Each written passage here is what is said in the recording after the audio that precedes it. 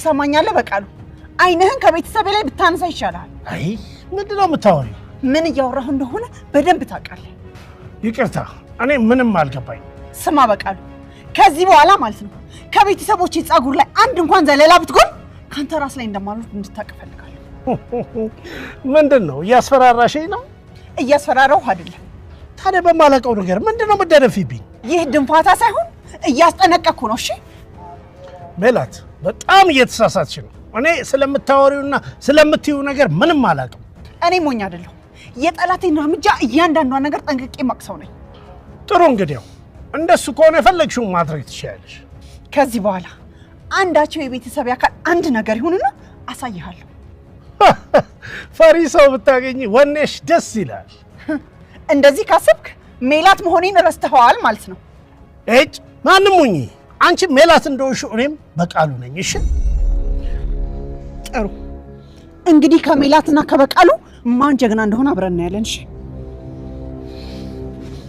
እናያለን እሺ ወይዘሮ ሜላት ትልቅ አደጋ ውስጥ ገባች አቶ በቃሉ እርግብን አሁን ላይ እንድትረዳው ሌላ ነገር ፈለገ በሌላ በኩል ደግሞ ሰላምዬ ወደ እርግብ እስር ቤት ሄዳ እርግብን እንደምታስፈልጋትና አሁን ላይ ስለ አቶ በቀለ የምታውቀውን ነገር እንዴት ነግራት ሄዳ ጠየቀች አቶ መስፍን የአቶ በቀለ ሰራተኛ የነበረችውን አምርሮ በጣም ተናደደባት እሷም ይቅርታ ለመጠየቅ ነበር አሁን ላይ ቤተሰቡ በጣም ተናውጧል ሰላም ቻናሌ ቤተሰቦች ቻናሌ ላይክ ሰብስክራይብ በማድረግ ቤተሰብ ይሁኑ አንተነህ በስተመጨረሻ እያንዳንዱ ነገር የሰራው ስራ ተጋለጠበት ወይዘሮ ሜላት ዋጋውን ሰጠዋለሁ እንዴ በቀላሉ የምትወው አይደለም ብላ ጥይቷን ይዛ ስትሄድ ነበር አሁን ላይ የአቶ በቀለ ሰራተኛ የነበረችውን ያገኘቻት ይሄንን ስትመለከት ይሄንን ጥይት አንቺ ጋር ሳርፈዋለሁ ብላ ጥይቱን ከራሷ ጋር ጨመረችው አቶ በቀለ ብዙ የገደላቸው ሰዎች እንደውም ከዚህ በፊት የገዛ ጓደኛዋን የገደላት እሱ እንደሆነ ወይዘሮ ሜላት ምንም አታውቅም እርግብ በእያንዳንዱ ነገር ለማጣራት ፈልጋ ነበር ነገር ግን ጓደኛዋ ማን የእርግብን አክስት እንደገደላትና ከኋላ በኩል የሆነ ሰው እንዳለ ነግራታለች ያንን ሰው ደግሞ ማን እንደሆነ በመልኩን ምንም የምታውቀው ነገር የላትም ለዛም ይመስላል ወይዘሮ ሜላት እሷን ልትጠይቅ የፈለገችው በሌላ በኩል ሰላምዬ አስተዋይ በመሆኗ ሁለታቸው ተመካክረው ነበር እሱም የሆነበት ምክንያት አሁን ላይ ወይዘሮ ሜላት የምታደርገው እናታችን የምታደርገው ነገር ከአቅም በላይ ነው የሆነ ነገር ቢፈጠር እኛ ልንጎዳ እንችላለን እሷም እስር ቤት ትገባለች ስለዚህ ይህ እንዳይፈጠር ግዴታ እርግብ ማናገር አለብኝ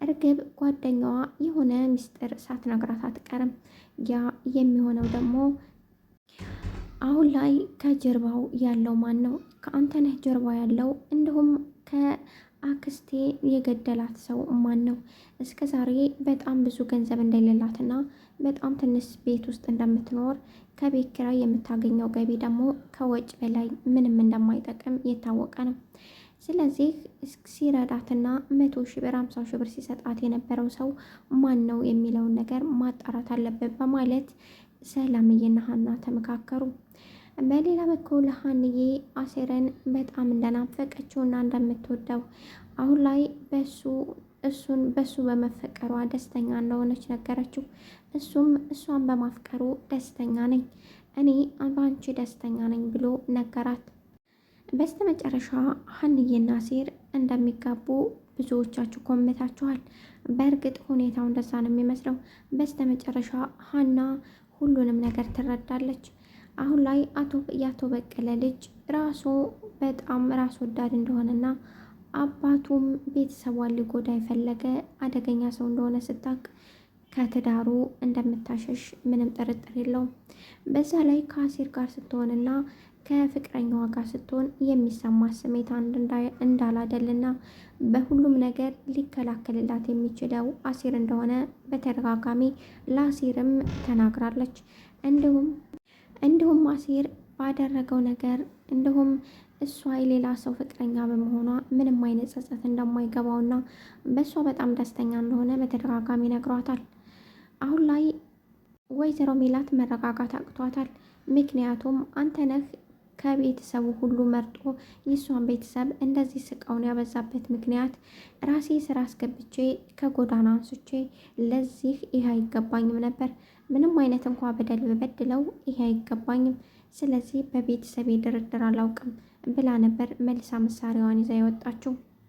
በሌላ በኩል ደግሞ አቶ መስፍን በጣም ተናዷል። ምክንያቱም ቤት ድረስ አምኗትና ሁሉን ነገር እናገራለሁ ብሎ አምኗት ይዟት የሄዳት ልጅ ሳትናገር ቀርታለች። ምክንያቱም እህትሽ ከኔ ጋር ናት፣ አንድ ነገር ለእነ ወይዘሮ ሜላት ብትናገሪ እህትሽን ግንባሯን ብዬ ደፋዋለሁ ብሏታል። ምን ያህል ጨካኝና አረመኔ ሰው እንደሆነ በደንብ ታውቃለች። ለዛም ይመስለኛል ምንም ነገር መናገር ያልፈለገችው። አንተ ነህ ሊረዳት ይሁን አሁን ላይ ላለቃ ሊነግር ግራ ገብቶታል። ምክንያቱም ሁኔታው እንዳየነው ከሆነ አሁን ላይ አንተ ነህ የተቀየረ ይመስላል። አሁን ልጅቷን አርፈሽ ተቀመጪ፣ አንቺ ከዚህ ከወጣሽ የሆነ ነገር ይፈጠራል ወይም እህትሽ ላይ ይተኮስባታል። ስለዚህ እህትሽ በጣም ነው የምትወድሽ፣ ለአንቺ በጣም ታስብልሻለች፣ ለአንቺ በጣም ነው የምትጨነቅልሽ ብሏታል። ይሄ ማለት አንተ ነህ አንዳንድ ነገሮችን ተለውጧል ማለት ነው። በሌላ በኩል ደግሞ አሁን ላይ ሰላምዬ እኔ ያደረግኩትን ድርጊት ወይም እኔ የተፈጠረብኝን ነገር ራሴው እፈታለሁ።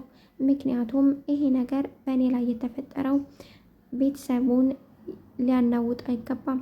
ስለዚህ በራሴ መንገድ እጄ አንተ ነህም ማናገር ይኖርብኛል በማለት ነበር ተነስታ እናቷን ቀደም ብላ ሄደችው። ይህንን ያደረጉት ከእናታቸውን ለመጠበቅ ነው። እናታቸው አንድ ነገር አድርጋ እስር ቤት እንድትገባ በፍጹም አይፈልጉም። በዚህ የተነሳ አሁን ላይ አንተነህንም ሆነ ማንኛውንም ሰው እንድትጎዳባቸው አይፈልጉም። ውድና የተከበራችሁ ቻናሌ ቤተሰቦች ቻናሌን ላይክ፣ ሰብስክራይብ በማድረግ ቤተሰብ የሆኑ አመሰግናለሁ። እወዳችኋለሁ።